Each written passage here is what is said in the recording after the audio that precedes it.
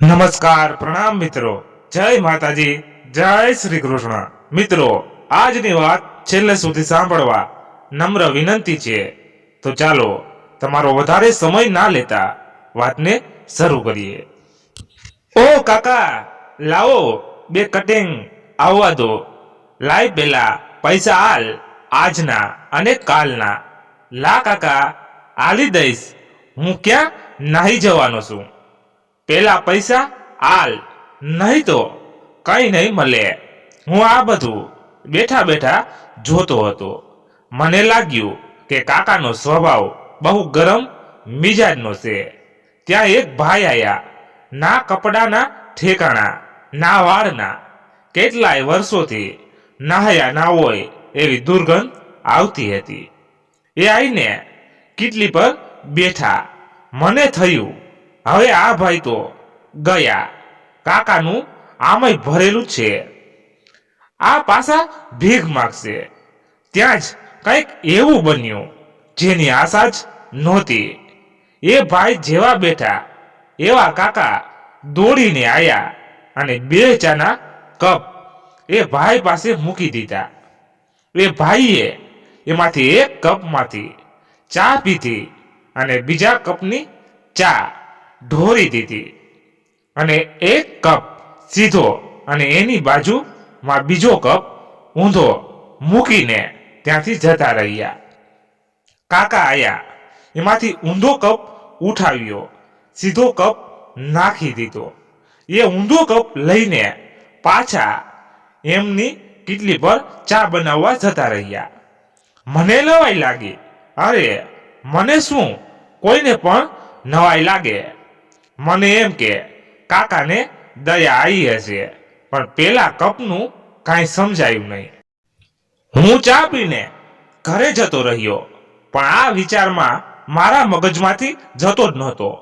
હું રોજે કીટલી પર ચા પીવા જતો અને એ ભાઈ રોજે આવતા હતા. પછી મારાથી રહેવાયું નહીં, એટલે મેં કાકાને પૂછી લીધું, કાકા, આ ભાઈ તમારા સગાવાળા લાગે છે. કાકા મારી તરફ એકટીસે જોતા રહ્યા અને મન સ્મિત સાથે બોલ્યા, સાહેબ, તમે નવા રહેવા આયા લાગો છો, હેને? હા, કેમ તો તમે રેહાન રોઈને નહીં ઓળખતા હો. ના, કોણ છે? આ બંને લો, આ ચા પકડો અને ત્યાં ખુરશી પર બેસો. અરે પણ મેં પીધી ચા. હું મારી વાત પતાવું ત્યાં તો કાકાએ પણ એક ચાનો કપ લીધો અને મારી સાથે આયા. બે ખુરશી આજુબાજુ મૂકી એ બેઠા અને પછી મારો હાથ પકડ્યો અને બાજુમાં બેસાડી દીધો. તો હું પહેલેથી શરૂ કરું છું. આ કીટલી છેલ્લા 40 વર્ષથી ચલાવું છું. મેં અહીંયા ઘણું બધું જોયું છે. કોઈને મળતા તો કોઈને છૂટા પડતા, કોઈને હસતા તો કોઈને રડતા, કોઈના આંસુ તો કોઈની હસી. ઘણું જોયું છે. આ થાકેલી આંખોએ પણ જ્યારે દોસ્તીની વાત આવે ત્યારે બે જ નામ, આમ તમે આ નામોને અલગ અલગ ના કહી શકો. એ નામ છે રેહાન અને રોય. મને વધારે રસ પાડવા લાગ્યો. હું જાણે આ વાર્તામાં ખોવાઈ ગયો. આ વાત 35 વર્ષ પહેલાની છે. મને આજે પણ એ દિવસ યાદ છે જ્યારે આ બંનેની મિત્રતા થઈ હતી. આ દિવસ બીજા દિવસો જેવો જ જઈ રહ્યો હતો. હું ચા બનાવતો હતો ત્યાં જ ક્રિકેટનો બોલ લઈને કાકાની કીટલીના 2 કપ તોડી નાખે છે. કોણે કોણે આ બોલ નાખ્યો? અહીંયા કોણ છે? એ કાકાનો ગુસ્સો 7મા આકાશે હતો. મેદાન આખું ખાલી થઈ ગયું હતું, પણ એક છોકરો ત્યાં ઊભો હતો. કાકા દોડીને આવી રહ્યા હતા, પણ એ છોકરો જરાય ગભરાતો નહોતો. કાકા એની એકદમ નજીક આવી ગયા. તું જ છે ને? તું જ તેજ તોડ્યા મારા કપ, હે ને સાચું બોલજે, નહીં તો કાકા એમની વાત પૂરી કરે એ પહેલા પાછળથી અવાજ આવે છે, ઓ કીટલી કાકા, તમારા કપ મેં તોડ્યા છે. આ તો બિચારો અહીંયા નવો રહેવા આવ્યો છે. જે કહેવું હોય એ મને કહો, એને નહીં સમજાય. કાકાએ ગુસ્સામાં એ બાળક બાજુ જોયું. તો રેહાનિયા, આજે તો તું નહીં બચે. ચલ, આજે તો તારા બાપાને તારી બધી વાતો કહી દઈશ. ચલ તું. કાકાએ રેહાનનો હાથ પકડ્યો અને એને લઈ જતા હતા. ત્યાં જ બીજો છોકરો બોલ્યો, કાકા, કપ એને નહીં, મેં જ તોડ્યા છે. કાકાના કાનમાં આ શબ્દો પડ્યા એટલે એ આશ્ચર્યચકિત થઈ ગયા. પછી કાકાએ થોડી ક્ષણ વિચાર કર્યો અને પછી બીજા છોકરાનો હાથ પકડ્યો અને બંને એમની કીટલી પર લઈ, કપ જેણે પણ તોડ્યા હોય મારે એ નહીં જોવાનું. એ તમે બંને નક્કી કરી લેજો. પણ પહેલા આ જે કપ તોડ્યા છે ને લાવો, એના પૈસા લાવો. ઓ કીટલી, રેહાન એકદમ જોશમાં આવીને બોલે છે. શું કીધું? કાકા આંખો કાઢીને રેહાનની સામે જોવે છે. એટલે હું એમ કહેતો હતો, ઓ કીટલી કાકા. હે, એ તો કાકા કહેવાનું થોડું આમ રહી ગયું. હા, તો હું એમ કહેતો હતો કે હું કાલે પૈસા આપી દઈશ. આને જવા દો, બિચારો નવો રહેવા આવ્યો છે. ના, મારે પૈસા તો આજે જ જોઈએ, હમણાં જ, અત્યારે જ. હોય તો આપ, નહીં તો. રેહાન કાકાની વાત વચ્ચે કાપતા બોલે છે, નહીં તો શું? હે, શું? નહીં તો મારી પાસે બીજું કામ છે તમારા માટે. હા, એ બીજું કામ હું કરી દઈશ. બોલો શું છે એ કામ? જો બેટા, પેલા તગારામાં જે કપ પડ્યા છે ને એ બધા ધોઈ નાખ હો. જા જા. કાકા રેહાનના માથા પર હાથ ફેરવતા ફેરવતા કહે છે, હા હા, પણ કપ ધોયા પછી કોઈ પૈસા નહીં મળે. બોલો મજૂર અને આ છોકરાને પણ જવા દેવાનું. બોલો હા, જા મંજૂર, પણ પહેલા એક કપ તો ધોઈ દે. રેહાન કપ ધોવા બેસે છે.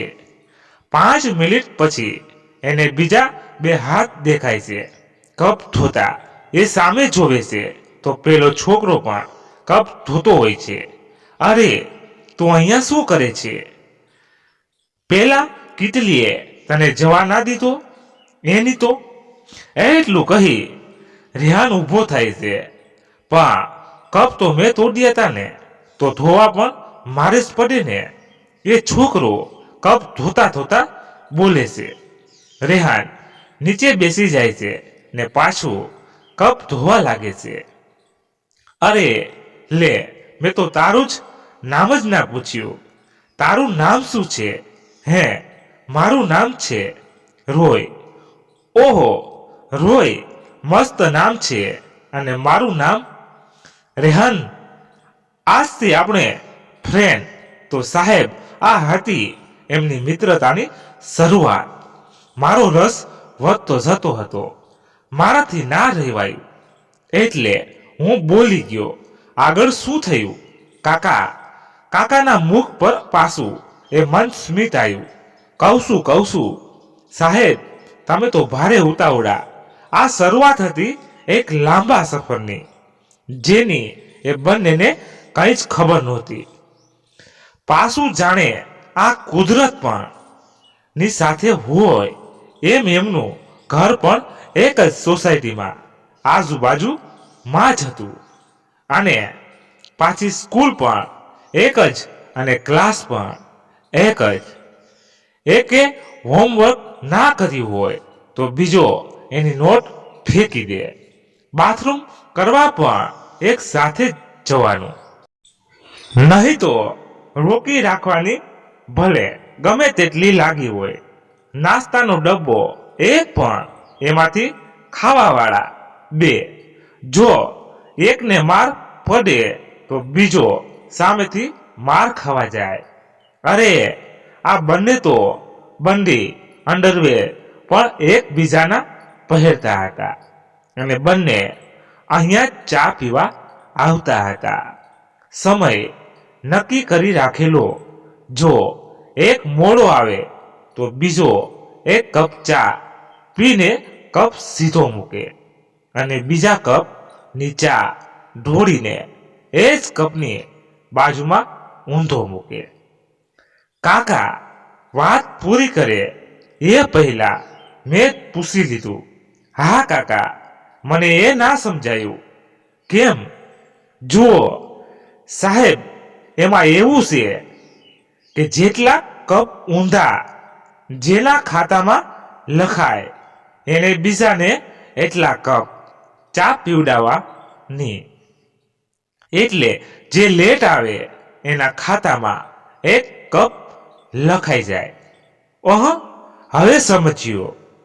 તો આ ભાઈ જે રોજે ચા પીવા આવે છે એ, હા, રેહાન છે. શું પણ એમની આવી હાલત કેમ નહીં થઈ? કહું છું. કાકાના અવાજમાં દુઃખ વર્તાય આવતો હતો. કાકાએ વાત આગળ વધારતા કહ્યું, સમય ક્યાં નીકળી ગયો કાંઈ ખબર જ ના પડી. બંને યુવાન થઈ ગયા. લા રેહાન, હું શું કહું છું હજી નથી કીધું તે. રેહાન હસતા હસતા બોલ્યો, હા પણ હવે હું કહેતો હતો કે તારા ભાઈને એક છોકરી ગમી ગઈ છે. આમ પેલું કહેવાય ને, એકદમ સીધ વ્યવહાર એવું થઈ ગયું છે. પણ બકા, કોઈ પણ છોકરી વિશે આવું બોલતા પહેલા વિચારી લેજે. એ પણ કોઈની, હા ગુરુજી, ખબર છે. એ પણ કોઈની બહેન છે, કોઈની દીકરી છે. ખબર છે. પણ લા, એવું નથી કે ખાલી મને જ એનાથી પ્રેમ છે. એને પણ હું બહુ ગમું છું યાર. ભાઈ, ગમવામાં અને પ્રેમમાં બહુ મોટો ફરક છે. રેહાને રોઈને સમજાવતા કહ્યું, એમ તો તું કહેશે શું ફરક છે પ્રેમમાં અને ગમવામાં? મને ગમે છે એટલે યુ લાઈક ઇટ. એટલે એવો વિચાર આવે કે જો આ મારી નહીં તો કોઈની પણ નહીં. અને હું એને પ્રેમ કરું છું એટલે ભલે એ મારી જોડે નથી, પણ જેની પણ જોડે છે એની જોડે ખુશ છે. અને એને ખુશ જોઈને હું પણ ખુશ છું. સમજ્યો? વાહ વાહ વાહ. ચલ, આજે આ ચાના પૈસા હું જ. દિલ જીતી લીધું લા તે તો. હે, એકદમ આમ કહેવાય ને. પેલું શું કહેવાય? એક તો યાદ નહીં આવતું, બાકી તું સમજી જા. હા, હવે ચલ, આ ચા પતાય પછી ઘર જઈએ. કાલે એક ડીલ ફાઇનલ કરવાની છે. હા, ચલ. મારે કાલે મારા ગોડાઉનમાં માલ આવવાનો છે એટલે વહેલા જવું પડશે. રેહાન બિઝનેસમેન હતો. એને ખુદનો કાગળનો બિઝનેસ હતો, જે એનો ખાનદાની બિઝનેસ છે એમ કહી શકાય. અને રોઈને પણ ઇલેક્ટ્રિક્સનો શોરૂમ હતો. બીજા દિવસે સવારે 5 વાગે રેહાનના ઘરના દરવાજા પર ટકોર થાય છે. રેહાન અડધી ઊંઘમાંથી ઊભો થાય છે. આટલી સવારે કોણ? રેહાન દરવાજો ખોલે છે અને જે જોવે છે એના પર એને વિશ્વાસ જ નથી થતો. દરવાજા પર ઊભો હોય છે. રોય જેને કોઈ 10 વાગે ઉઠાડે તોય લાલચોળ થઈ જાય. એ રોય. આજે સવારે 5 વાગે રેહાનના દરવાજા પર ઊભો હતો. રેહાને એને અંદર ખેંચ્યો. ભાઈ, ઘરમાં કાંઈ થયું શું? થયું કાંઈ પ્રોબ્લેમ? બોલ ને. બે આમ સાવ મૂંગો કેમ બેઠો છે? બોલ. રોય ચૂપચાપ બેઠો હતો. એને પોતાનો મોબાઈલ અનલોક કર્યો અને રેહાને આપ્યો અને એક જ વાક્ય બોલ્યો, ભાઈ, કાંડ થઈ ગયો. રેહાને એના હાથમાંથી મોબાઈલ લઈ લીધો અને જે જોયું એ જોઈ એ પણ એકદમ સ્થગિત થઈ ગયો. યાર, આ તો હાચેમાં કાંડ થઈ ગયો. હવે શું કરી? શું હવે? તો જે થશે એ જોવાશે. પણ રોય કહે છે, એ ભાઈ, પણ એટલે શું? તો હાચેમાં આ કરીશ? રેહાન રોયની વાત વચ્ચે કાપતા બોલ્યો, યાર, મારું દિલ નથી માનતું. જો રેહાન, એણે સામેથી પ્રપોઝ કર્યો છે મને, અને એ પણ આજે સિરિયસ છે. શું કહું, હા કે ના? યાર, આખી રાત ઊંઘ બે ટોપ એણે તને પ્રપોઝ નથી કર્યો. એણે તને સીધું લગ્ન માટે પૂછ્યું છે. ભાઈ, આ કોઈ જેવી તેવી વાત નથી. ભાઈ, લગ્ન સમજે છે. લગ્ન લા, હું તો હાજ પાડવાનો છું. બે મને તો વિશ્વાસ જ નથી થતો. જેની પાછળ હું પાછલા 2 વર્ષથી ગાંડો હતો, એને સામેથી મને લગ્ન માટે પૂછ્યું. રોય એકદમ નાના છોકરાની માફક વાત કરતો હતો. એટલે જ તો યાર, મારું દિલ માનવા તૈયાર જ નથી. તોય જો આ તારા જીવનની વાત છે એટલે હું કંઈ પણ ના કહી શકું. તો પણ યાર, હું માનવા તૈયાર જ નથી.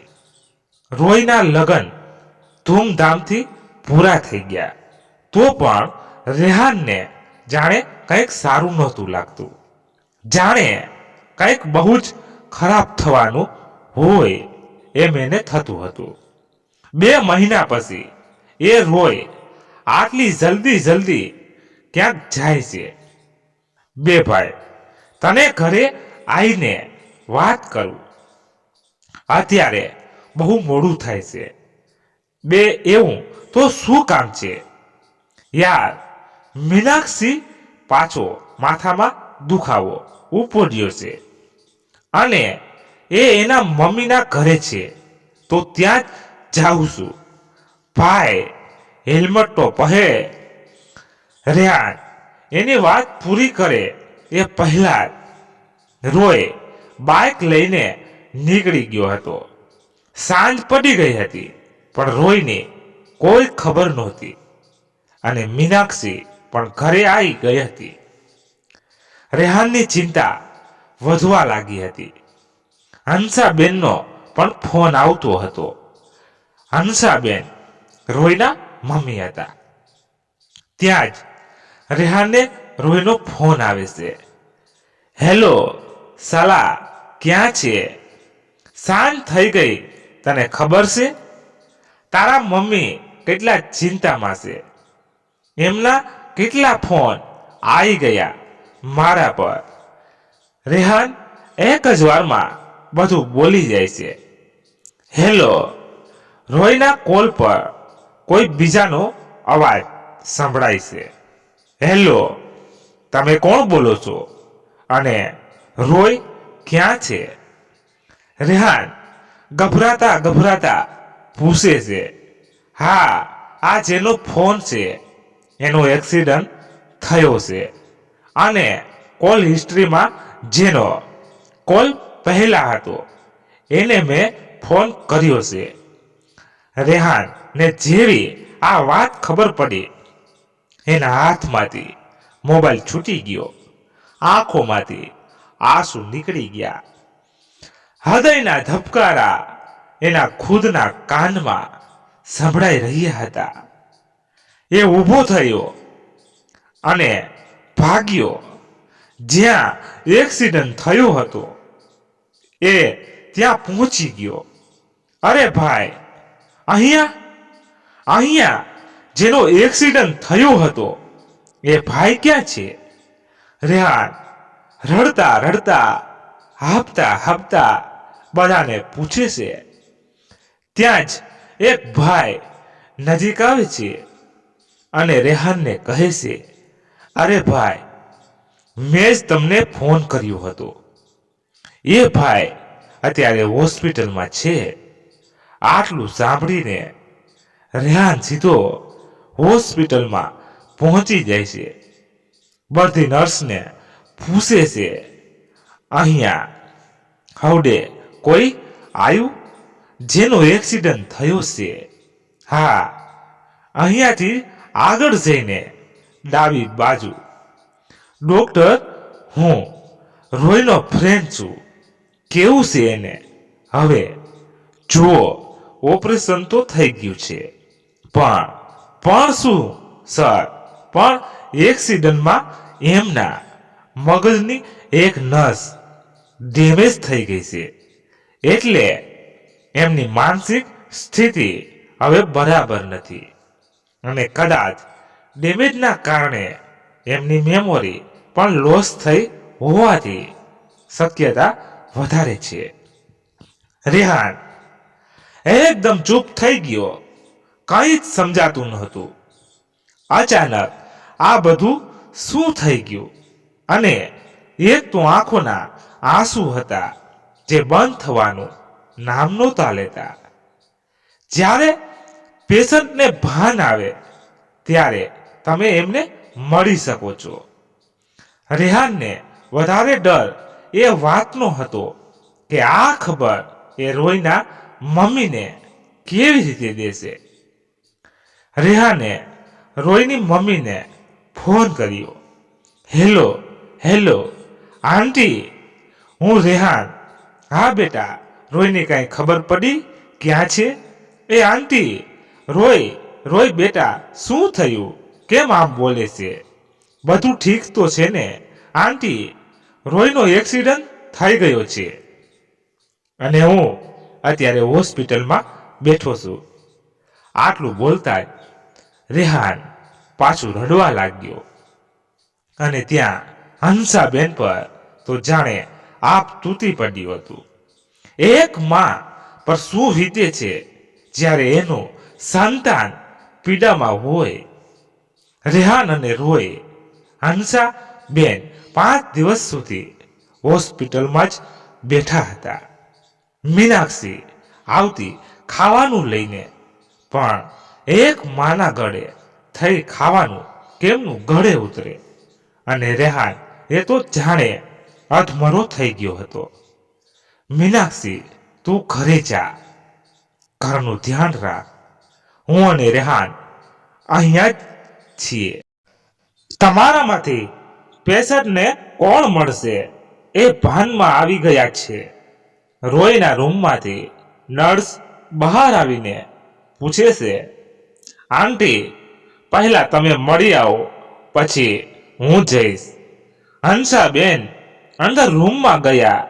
થોડીક જ વારમાં એ રડતા રડતા બહાર આવી ગયા. શું થયું આંટી? કેમ રાડો છો? હંસાબેન કંઈ પણ બોલ્યા વગર રડતા રડતા ત્યાંથી જતા રહ્યા. પછી રેહાન અંદર રૂમમાં ગયો અને રોયને જોઈને એની પણ આંખોમાંથી આંસુઓ નીકળી પડ્યા. એક એવો વ્યક્તિ જે હંમેશા હસતો હતો, આજે એના ચહેરા પર કોઈ હાવભાવ જ નહોતા. એક જીવતી લાશ માફક બેડ પર પડ્યો હતો.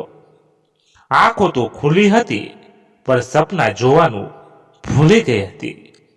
આખા શરીર પર પાટા લગાવેલા હતા અને સૌથી વધારે ઈજા માથા પર થઈ હતી.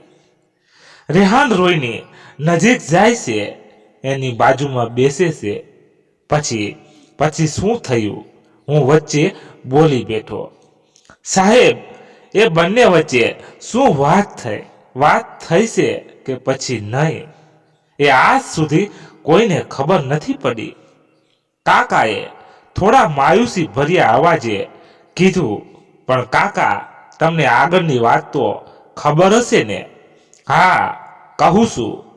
થોડાક દિવસો પછી રેહાન રોય અને હંસાબેન ત્રણેય ઘરે આવી ગયા. રોયને એમ્બ્યુલન્સ ઘરે મૂકવા આવી હતી, એટલે ડોક્ટર રોયને હોસ્પિટલમાંથી ડિસ્ચાર્જ આપી દીધો હતો. જ્યારથી રોય એના ઘરે આવ્યો હતો, ત્યારથી એના ઘરે રોજ ઝઘડા થતા હતા. એ વાત રેહાનથી અજાણ પણ નહોતી. તો પણ એ ચૂપ હતો, કેમ કે એ રોયનો ઘરેલું મામલો હતો. એકવાર ત્રાસીને રોયના મમ્મીએ રેહાનને ફોન કરી દીધો. હેલો બેટા, તું જલ્દી ઘરે આવી જા. આટલી વાત સાંભળી રેહાન સીધો રોયના ઘરે પહોંચી ગયો. ત્યાં એને જોયું કે મીનાક્ષી એનું બેગ તૈયાર કરી ક્યાંક જતી હતી. રેહાનની પાસે આવ્યા. બેટા જોને, આ રોયના મમ્મી એટલે હાફી ગયા હતા કે બરાબર રીતે બોલાતું પણ નહોતું. એટલે રેહાને એમને બેસાડ્યા અને ખુદ મીનાક્ષી પાસે વાત કરવા ગયો. શું છે મીનાક્ષી આ બધું, અને ક્યાં જાય છે તું? હું પાછી મારા ઘરે જઉં છું, મીનાક્ષીએ ગુસ્સામાં જવાબ આપ્યો. પણ રોયનું શું? એ તો તારો પતિ છે ને? રેહાન એકદમ ચિંતામાં આવી ગયો હતો. આ ગાંડો મારો પતિ નથી, અને જે મારો પતિ હતો એનો તો એક્સિડન્ટ થઈ ગયો છે. અરે પણ તું તો રોયને પ્રેમ કરતી હતી, એનું શું? હવે તો રેહાન પણ ગુસ્સામાં આવી ગયો હતો. મીનાક્ષીએ રેહાનના હાથમાં અમુક પેપર મૂક્યા અને ત્યાંથી જતી રહી. એ પેપર હતા તલાકના. આ જોઈ રેહાન રોય પાસે ગયો. કીધું, તુને કીધું તું મેં તને કે આ લગન બરાબર નથી લાગતા, તોય કર્યા, હવે ભોગવ. રોય એક ટસે રેહાન સામે જોતો હતો. રેહાન ત્યાંથી જતો રહ્યો. બીજા દિવસે રેહાન પાછો રોયના ઘરે આવ્યો અને હંસાબેનને જેટલા કપડાની જરૂર હોય એ બેગમાં પેક કરી નીચે આવવાનું કીધું. હંસાબેન જ્યાં સુધી બેગ પેક કરતા હતા ત્યાં સુધી રેહાન રોયને લઈને નીચે ગયો. હંસાબેન નીચે આવ્યા. ત્યાં જોયું તો ફક્ત રેહાન ઊભો હતો. બેટા, રોય ક્યાં છે? રેહાન કંઈ પણ બોલ્યા વગર હંસાબેન એના ઘરે લઈ ગયો. સોફા પર બેસાડ્યા અને કહ્યું, આંટી, ના મમ્મી, આજથી તમે અહીંયા જ રહેશો. આ તમારું જ ઘર છે અને રોય તો ભાઈ છે. આ વાક્ય સાંભળી હંસાબેનની આંખોમાંથી અશ્રુધારા શરૂ થઈ જાય છે. પોતાનાએ તો સાથ છોડી દીધો, પણ પારકાએ પણ ભાગ્યને પણ કંઈક અલગ જ મંજૂર હતું. 6 મહિના બાદ હંસાબેનનું પણ અવસાન થઈ ગયું. રેહાન તો હવે જાણે તૂટી જ ગયો હતો. પણ અચાનક એને વિચાર આવ્યો, આ દુનિયામાં કેટલાક એવા લોકો હશે જે અનાથ હશે. દવા માટે પૈસા નહીં હોય, રહેવા માટે ઘર નહીં હોય, એ શું કરતા હશે? બસ સાહેબ, આ વિચારે રેહાનનું જીવન બદલી નાખ્યું. કાકાએ એકદમ ખુશીમાં આવીને આ વાક્યો કીધા એટલે મને સમજાયું નહીં. કાકા પાછા હસ્યા અને વાત આગળ વધારી. એ વિચાર પછી રેહાને ખુદનો બધો બિઝનેસ વેચી દીધો અને જે પૈસા આયા એનાથી હોસ્પિટલ બનાવ્યું. કાકાએ આંગળી ચિંતા કહ્યું, જુઓ સાહેબ, આ જે આપણી સામે હોસ્પિટલ છે ને એ જ હોસ્પિટલ, અને અહીંયા ગરીબોનો ઈલાજ મફતમાં થાય છે. રહેવા માટે રૂમ મળે છે અને 3 ટાઈમ ખાવાનું. પણ હોસ્પિટલ બનાવ્યા પછી એનો બધો ખર્ચો કોણ આપે છે? અને રેહાનનું શું જો એને બધું વેચી નાખ્યું? મેં કાકાને પૂછ્યું. હોસ્પિટલનો ખર્ચ તો RR ફાઉન્ડેશન થી જ નીકળી જાય છે. અને રેહાને રોઈને પણ આજ હોસ્પિટલમાં એડમિટ કર્યો અને એ ખુદ પણ આખી જિંદગી રોયની સારવારમાં નીકાળી દીધી. ના નહવા, ના ઠેકાણા, ના ખાવાનું ભાન. બસ આખો દિવસ રોય પાસે બેઠો રહે અને વાતો કરે. પાછા કાકાની આંખો જળજળી ઉઠી. આ ફેર તો મારી આંખો પણ પાણી પાણી આવી ગયું. પછી હું ત્યાંથી ઊભો થયો, કાકાને આભાર કહી ત્યાંથી ઘરે ગયો. બીજા દિવસે સવારે જ્યારે હું ચા પીવા ગયો તો જોયું કે હોસ્પિટલમાં ભીડ જમા થઈ ગઈ છે. કાકા પણ કીટલી પર નથી એટલે હું પણ ઊભો થઈ હોસ્પિટલમાં ગયો. ભીડ તો બહુ હતી, તો પણ ભીડમાંથી હું એમ કેમ અંદર ગયો ત્યાં કાકા પણ ઊભા હતા. એમના ચહેરા પર મંદ સ્મિત વર્તાતું હતું. કાકા, શું થયું? કાકા એ મને એક રૂમ તરફ ઈશારો કર્યો. હું ત્યાં ગયો અને મેં જોયું 2 ખુરશી આજુબાજુમાં મૂકેલી હતી. એના પર બેઠેલા હતા 2 વ્યક્તિ જેમની આંખો બંધ હતી પણ મુખ પર જાણે કંઈક પામી લીધું હોય એવું સ્મિત હતું.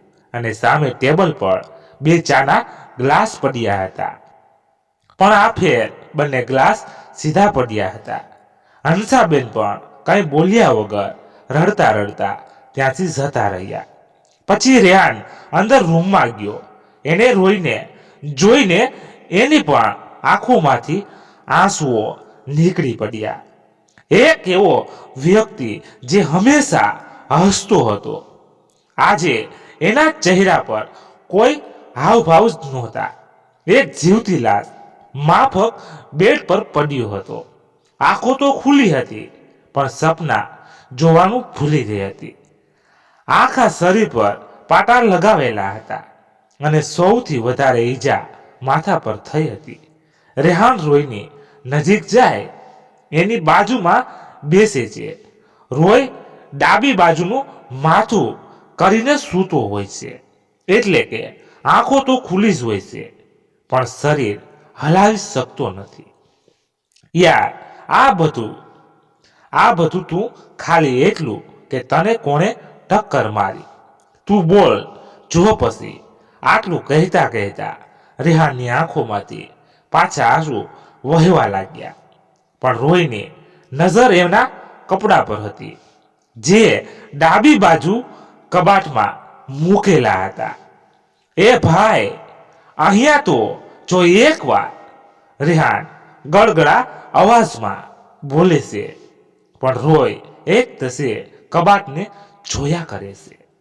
રેહાન ઊભો થાય છે અને જે બાજુ રોયનું મોઢું હોય છે એ બાજુ જઈને બેસી જાય છે.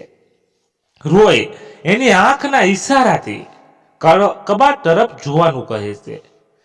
પહેલા તો રેહાનને કાંઈ સમજાતું નથી, પણ જ્યારે એ ધ્યાનથી જોવે છે ત્યારે એને સમજાય છે કે રોય એને કબાટ ખોલવાનું કહે છે. રેહાન કબાટ ખોલે છે તો કબાટમાં રોયના કપડાં પડેલા હોય છે, લોહીથી લથપથ હોય છે. એ કપડાને થોડા ખંખેરે છે તો એના શર્ટના ખિસ્સામાંથી એક મેમોરી કાર્ડ જમીન પર પડે છે. એ ફટાફટ મેમોરી કાર્ડ પોતાના મોબાઈલમાં નાખે છે અને જોવે છે તો એમાં એક ફોલ્ડર હોય છે જેનું નામ હોય છે ભાઈ. રેહાન એ ફોલ્ડર ઓપન કરે છે તો એમાં એક વિડીયો હોય છે. રેહાન એ વિડીયો ચાલુ કરે છે. પપ્પા, આપણું કામ બરાબર જઈ રહ્યું છે, પણ મીનાક્ષી બેટા, જો રોઈને તારા પર શક થઈ જશે તો? ના પપ્પા, એવું ક્યારેય નહીં થાય. એ તો મારા પાછળ ગાંડો છે. હા, તો હવે તારો આગળનો શું પ્લાન છે? હવે હું આ બંને મિત્રો વચ્ચે ઝઘડો કરાવીશ અને બંનેને જુદા પાડી દઈશ. એ કેવી રીતે? મને નથી લાગતું કે આ બંને છૂટા પડશે. તું કાંઈ પણ કરી લે. અરે પપ્પા, આ રોય એની મમ્મીને લઈને યાત્રા પર જવાનો છે અને અઠવાડિયા પછી પાછો આવવાનો છે. એટલે એની ગેરહાજરીમાં હું રેહાનના ઘરે જઈશ. મારા અમુક પ્રાઇવેટ ફોટા એની તિજોરીમાં મૂકી દઈશ. પછી રોય જ્યારે પાછું આવશે ત્યારે એને કોઈ બહાનું કાઢીને હું રેહાનના ઘરે લઈ જઈશ. અને જેવા એને મારા ફોટા મળશે એવો એ મીનાક્ષી એનું વાક્ય પતાવતા પતાવતા હસે છે. પણ બેટા, એને તારા પર શક નહીં જાય કે તારા આવા ફોટા રેહાન પાસે ફોટા આવ્યા કેવી રીતે? અરે ના પપ્પા, એટલે તો મેં એને સામેથી પ્રપોઝ કર્યો હતો. હવે એને એમ છે કે હું એને સાચો પ્રેમ કરું છું, પણ એને ખબર જ નથી કે આ લગ્ન તો મેં રેહાનને બરબાદ કરવા માટે કર્યા છે. હા, હવે એ રેહાનને સમજાવશે કે બિઝનેસમાં એણે જે મારા બધા ક્લાયન્ટ લઈ લીધા ને એ એણે સારું નહોતું કર્યું. મેં તો એને ઓપ્શન આપ્યું હતું કે સાથે મળીને બધાને લૂંટીશું, પણ ના, એને તો પ્રામાણિકતાથી ધંધો કરવો હતો. હવે એને સમજાશે જ્યારે એની ઇજ્જત બધા સામે નીલમ થશે. અને હું પણ આ વાતનો ફાયદો લઈ રોઈને તલાક આપી દઈશ કે જેનો મિત્ર આવો હોય એની જોડે હું જીવન ના વિતાવી શકું. મીનાક્ષી હસતા હસતા બોલી. ત્યાં જ વિડીયો પૂરો થઈ જાય છે. રેહાન કશું જ બોલ્યા વગર ચૂપચાપ બહાર નીકળી જાય છે. રોય વિડીયો રેકોર્ડ કરી ફટાફટ ઘરે પાછો જવા નીકળે છે. ત્યાં જ મીનાક્ષીના મમ્મી આવે છે. બેટા, ધ્યાનથી જજે. Thanks mummy. રોય એટલું કહી જલ્દી ત્યાંથી નીકળી જાય છે. રોયને ફોન મીનાક્ષીની મમ્મી એ જ કર્યો હોય છે. એ રોયને બધી હકીકત બતાવવા માંગતા હોય છે, કારણ કે જો ફોન પર આ બધી વાત કે તો રોય વિશ્વાસ ના કરે. એ મીનાક્ષીને એટલો બધો પ્રેમ કરતો હોય છે. રોયના હૃદયને બહુ ઊંડી ઠેસ વાગી હોય છે. એનું ધ્યાન બાઇક ચલાવવામાં નથી હોતું. રેહાન મને ના પાડી હતી કે ના કરીશ આના જોડે લગ્ન, પણ હું જ ગાંડો હતો જે મારા મિત્રની વાત ના સમજી શક્યો. રોયના મનમાં અનેક વિચારો ચાલતા હોય છે અને એની બાઇકનું સંતુલન ગુમાવી બેસે છે અને સામેથી આવતા ટ્રકની સાથે એની ટક્કર થઈ જાય છે. ટ્રક વાળો ત્યાંથી ફટાફટ ભાગી જાય છે. હતી કે મીનાક્ષી હવે કંઈ પણ કરીને રોય પાસેથી તલાક લેવાના દાવ કરશે. એટલે રેહાને એક યોજના તૈયાર કરી. એને થોડા દિવસ માટે મીનાક્ષીનો પીછો કર્યો અને જેમ કે રેહાનને શક હતો એમ જ થયું. મીનાક્ષી વકીલને મળવા ગઈ અને એની જોડેથી તલાકના કાગળિયા તૈયાર કરાયા અને ઘરે લઈને જતી રહી. એ જ દિવસે રાત્રે 3 વાગે જ્યારે બધા ગાઢ નિંદ્રામાં હતા, રેહાન રોયના ઘરમાં પ્રવેશ્યો અને તલાકના કાગળિયા વચ્ચે એક કાગળિયું મૂકી દીધું અને બંને વચ્ચે એક સાફ પેપર મૂકી ત્યાંથી જતો રહ્યો. બીજા દિવસે રેહાન રાહ જોતું હોય છે કે ક્યારે હંસાબેનનો ફોન આવે, કારણ કે રેહાનને બધું ખબર જ હોય છે કે મીનાક્ષી પાક્કું ઝઘડો કરશે જ અને હંસાબેન પણ રેહાનને જ ફોન કરશે. અને એવું જ થયું. જેવો હંસાબેનનો ફોન આવ્યો, રેહાન રોયના ઘરે પહોંચી ગયો. મીનાક્ષી રેહાનના હાથમાં તલાકના કાગળિયા આપીને જતી રહી અને એમાં એના હસ્તાક્ષર પણ હતા. રેહાને કાગળિયામાં ફરાયા અને જોયું કે એને જે કાગળિયું મૂક્યું હતું એમાં મીનાક્ષીના હસ્તાક્ષર બરાબર છે કે નહીં, અને ત્યાં પણ હસ્તાક્ષર બરાબર જ હતા. હવે રેહાન રોઈને અને એના મમ્મીને પોતાના ઘરે લઈને જતો રહ્યો હોય છે અને આ રાહ જોતો રહ્યો સમયની કે જ્યારે એ પેલા કાગળિયાનો ઉપયોગ કરી શકે. અને એ સમય આવ્યો 6 મહિના પછી, જ્યારે હંસાબેનનું નિધન થાય છે. બીજા દિવસે મીનાક્ષીના ઘરે એક નોટિસ પહોંચે છે.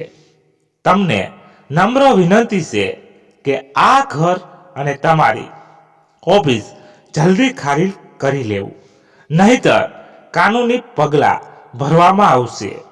પપ્પા, આ શું છે?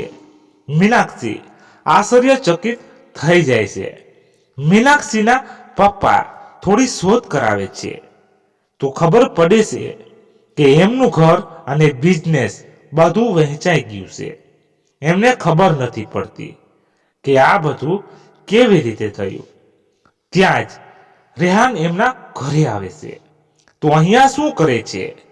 ચાલ જા અહીંયાથી, મીનાક્ષી ગુસ્સામાં રેહાનને કહે છે.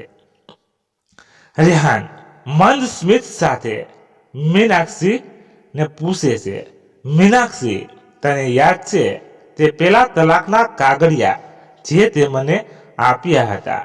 હા, આપ્યા હતા. તો કદાચ એ કાગળિયા બરાબર વાંચ્યા વગર જ પોતાની સહી કરી દીધી હતી. મીનાક્ષી એકદમ ચૂપ થઈ જાય છે. જો તે 2 પન્ના ફેરવ્યા હોત તો ખબર પડત કે હજી એક કાગળિયું એમાં હતું. કયું કાગળિયું? શું હતું એમાં?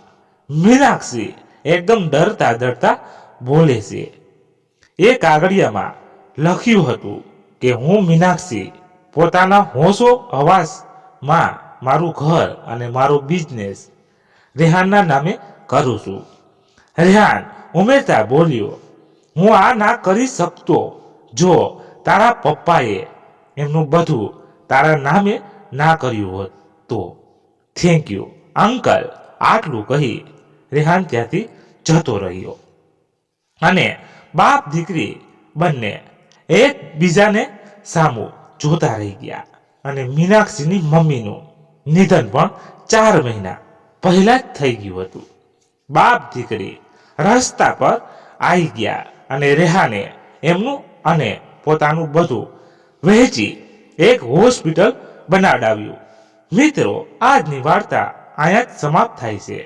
આશા રાખું છું તમને પસંદ આવી હશે અને તમારે શું કહેવું છે તે કોમેન્ટમાં કહેજો અને એક લાઈક કરી તમારા બધા મિત્રો સાથે શેર કરજો. અને ખાસ તમે કયા શહેરથી અમારી વાર્તા સાંભળી રહ્યા છો તે પણ ખાસ કોમેન્ટમાં જણાવજો, એટલે અમને પણ જાણવા મળે કે અમારી વાર્તાઓ આ શહેરમાંથી લોકો સાંભળી રહ્યા છે. ધન્યવાદ. ફરી મળીએ એક નવી વાર્તા સાથે. ત્યાં સુધી બધા મસ્ત રહો, તંદુરસ્ત રહો. જય માતાજી, જય દ્વારકાધીશ. હર હર મહાદેવ, મહાદેવ, મહાદેવ. જય શ્રી રામ, જય બજરંગ બલી.